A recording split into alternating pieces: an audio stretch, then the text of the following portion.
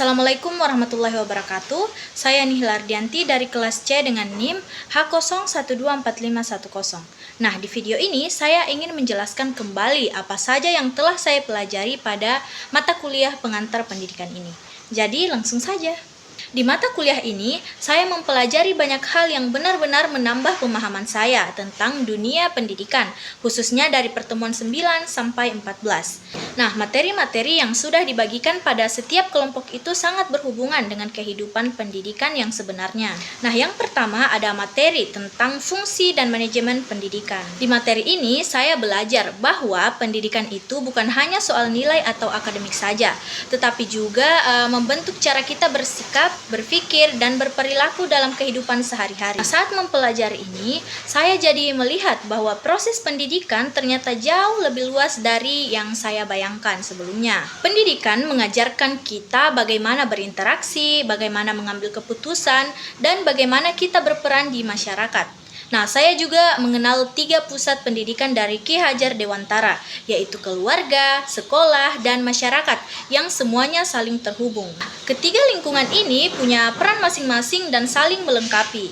Nah, di sini saya mulai menyadari bahwa pendidikan itu memang harus berjalan dari banyak arah, bukan hanya dari sekolah saja. Dan saya juga jadi lebih paham kenapa dukungan keluarga dan lingkungan itu sangat penting untuk perkembangan anak. Oke, selanjutnya ada sistem pendidikan nasional. Bagian ini menjelaskan perkembangan pendidikan di Indonesia, mulai dari dulu hingga sekarang, termasuk perubahan kebijakan dan tujuan pendidikan nasional. Nah, waktu mempelajari bagian sejarahnya, saya jadi bisa membandingkan bagaimana situasi pendidikan zaman kolonial berbeda jauh dengan kondisi sekarang ini. Saya belajar tentang jalur pendidikan formal, non-formal, dan informal yang semuanya memberi peluang belajar secara berbeda. Selain itu, saya mempelajari kebijakan wajib belajar 12 tahun, standar nasional pendidikan, kurikulum merdeka, serta bagaimana pemerintah berusaha memperbaiki kualitas pendidikan. Nah, di sini saya melihat bahwa pendidikan di Indonesia terus berusaha berubah supaya lebih relevan dan bisa menjangkau semua orang. Saya jadi tahu bahwa sistem pendidikan itu tidak statis, tapi selalu menyesuaikan zaman dan kebutuhan masyarakat. Dan berikutnya ada pendidikan inklusif. Dari materi ini, saya paham bahwa setiap anak, termasuk anak berkebutuhan khusus, berhak belajar di tempat yang sama tanpa dibedakan. Saat mempelajari contoh-contoh penerapannya, saya baru menyadari bahwa sekolah inklusif itu butuh persiapan yang matang, bukan sekedar menerima siswa.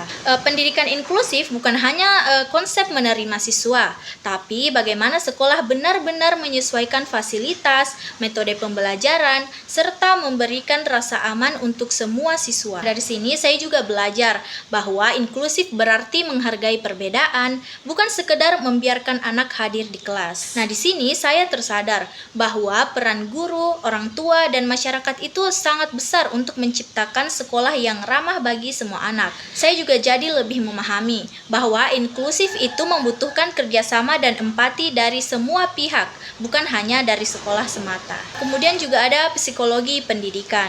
Di bagian ini dijelaskan bahwa cara belajar setiap siswa itu berbeda-beda. Saya juga mempelajari bahwa faktor emosional dan motivasi sangat mempengaruhi kemampuan siswa dalam memahami materi. Ada yang cepat mengerti, ada yang perlu waktu lebih lama, ada juga yang suka belajar visual, dan ada yang lebih suka mendengar. Psikologi pendidikan inilah yang membantu guru memahami hal-hal seperti motivasi belajar, perkembangan emosi, serta faktor-faktor yang mempengaruhi kemampuan siswa. Dengan begitu, guru bisa menyesuaikan cara mengajar agar lebih efektif. Nah, di sini saya memahami bahwa menjadi guru itu bukan hanya sekedar mengajar, tetapi juga harus mengenali cara belajar setiap siswa. Saya jadi sadar bahwa memahami psikologi siswa dapat membuat proses belajar lebih nyaman dan menyenangkan.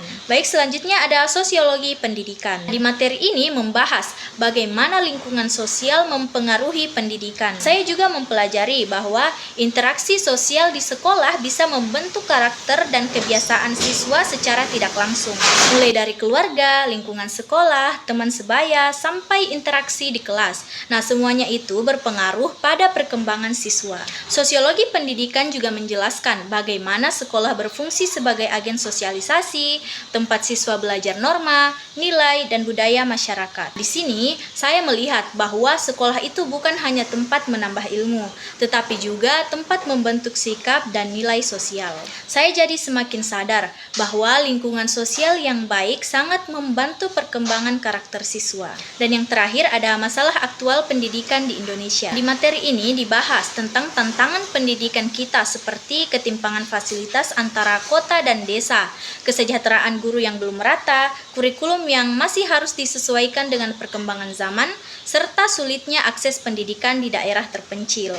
Saya juga melihat bahwa beberapa masalah ini saling berkaitan, sehingga butuh solusi yang menyeluruh agar benar-benar bisa diperbaiki. Saya juga belajar bahwa beberapa sekolah itu masih kekurangan sarana seperti laboratorium, perpustakaan, dan teknologi yang memadai. Di sini saya memahami bahwa memperbaiki pendidikan itu memang harus dilakukan bersama-sama, tidak bisa hanya dari pemerintah saja. Saya juga jadi sadar bahwa semua pihak punya peran untuk membuat pendidikan Indonesia lebih maju dan merata. Secara keseluruhan, dari pertemuan 9-14 ini saya jadi lebih paham bagaimana pendidikan itu bekerja, bagaimana sistemnya dibangun, dan apa saja tantangan yang harus dihadapi.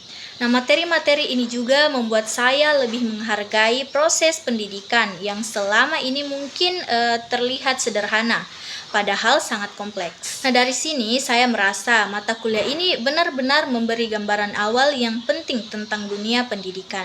Saya juga jadi punya dasar yang kuat untuk memahami materi-materi lanjutan ke depannya. Nah, mungkin itu saja dari saya. Assalamualaikum warahmatullahi wabarakatuh.